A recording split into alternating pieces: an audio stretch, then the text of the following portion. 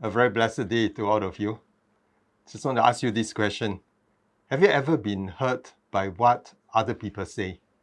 Or maybe we have also said things that have hurt others. You know, it's not always easy to say the right thing at the right time, even if we are careful with the words that we use.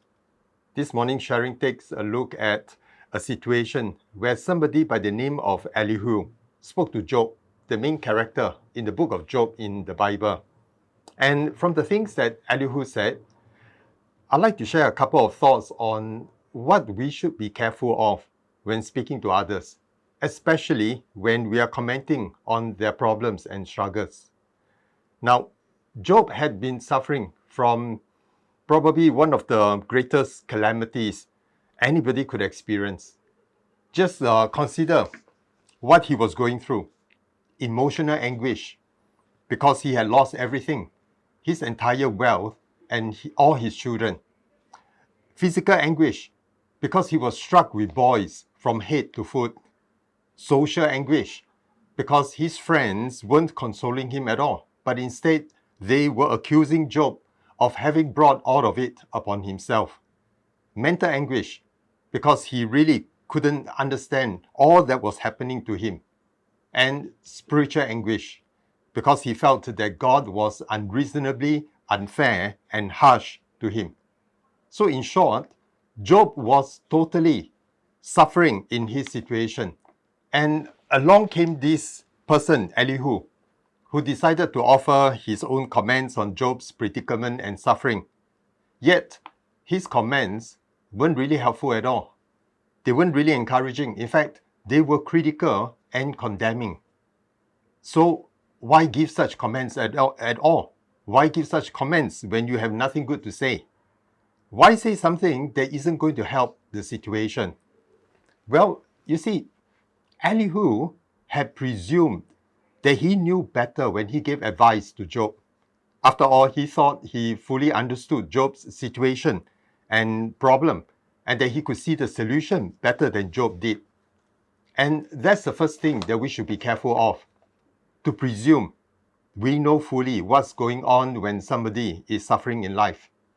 The truth is, we don't. At least not fully.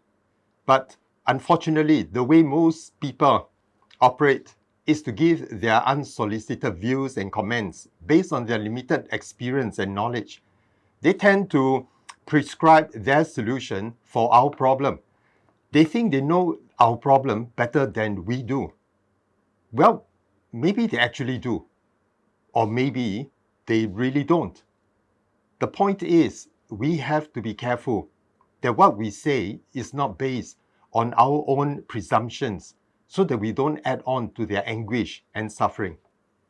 Another thing that we should be careful of when speaking to others is the tendency to judge people. You see, Job kept insisting on his innocence, that the entire calamity had happened to him, it wasn't really due to his own wrongdoing. But Elihu thought otherwise. He considered Job wrong in trying to maintain this attitude of innocence. But those of us familiar with the story of Job will know that Job was indeed innocent. The point here is that Elihu had misjudged him. And this is not really a very difficult thing for anybody to do, to pass judgment on people. Because in our minds, we have already reached a conclusion on their guilt or their innocence. Maybe this is something we ourselves can practice refraining when speaking to others, not to be too quick to judge when we don't know all the facts. So, again, the two things that I've shared this morning, and that is the need to be careful when speaking to others, not to presume and not to judge.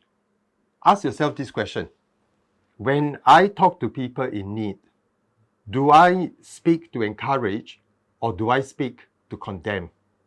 And maybe next time when we are going to say something to somebody who is struggling through some problems, we may want to ask God to give us wisdom to say the right thing.